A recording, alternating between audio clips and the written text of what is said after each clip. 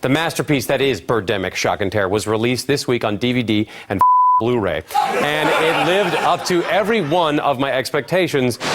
Hi, I'm Bagh, and I'm the star of Birdemic, the 5th worst film rated by IMDb.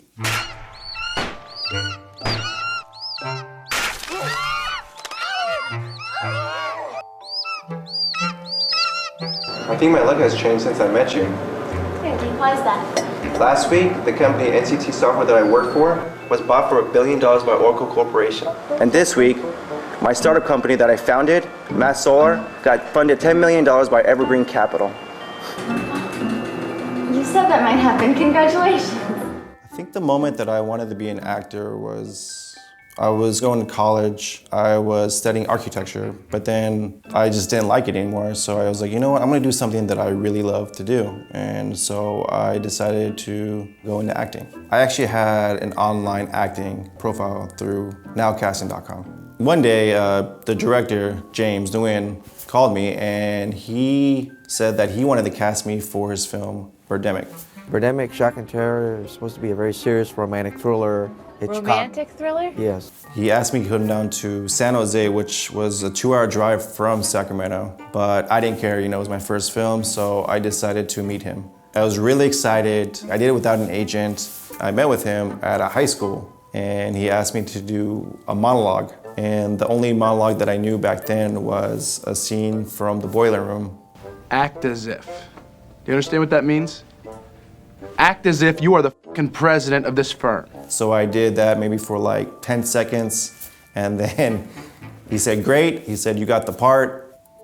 At first, it was like a full cast and crew type of deal, so it was pretty good. And then 3 weeks into it, the crew, I don't know what happened with them, but then they got eliminated.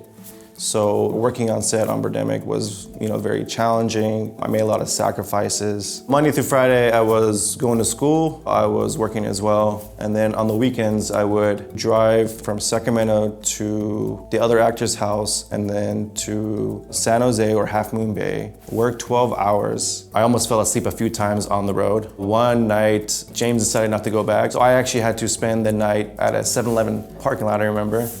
Production wrapped probably around 7 months. You know, when we wrapped, it was definitely a relief. I remember one day I went to James's house and he showed me a rough cut. I saw the film and I was like, okay, maybe he'll fix the birds, because that's what he said he was working on. And then after that, I didn't hear anything from him. And then he told me he put it on YouTube and it went viral. This movie right here, Birdemic, Shock and Terror.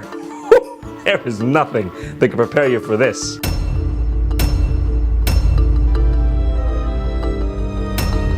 I remember it being shown on The Soup.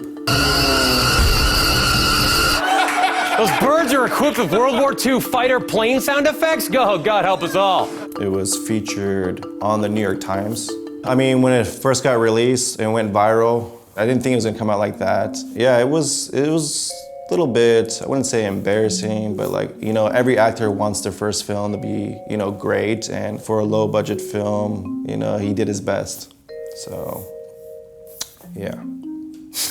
Did I ever think that, you know, maybe this was not the right move? I would say no, because I was just really excited that I was cast for my first film, and I just wanted to start a project and finish it. But, you know, even though it was very low budget, it wasn't like the best film.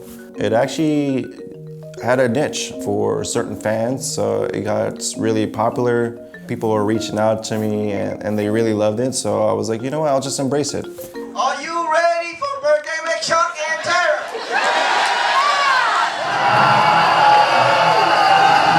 After Birdemic 1, a producer reached out to me and was like, hey, James just wrote Birdemic 2 and we want to cast you as a lead, of course. And then we shot Birdemic 2. It was a little bit much more smoother production because, you know, we had a little bit bigger budget. I had a crew. I also got to go on a Birdemic tour. They took me to 20+ cities all over the US, and then London and Paris. So I got to go to midnight showings and meet my fans face to face. So I thought that was pretty awesome. Acting is really hard, it's challenging. There's definitely a struggle towards it, trying to achieve that high goal of, you know, making it in Hollywood.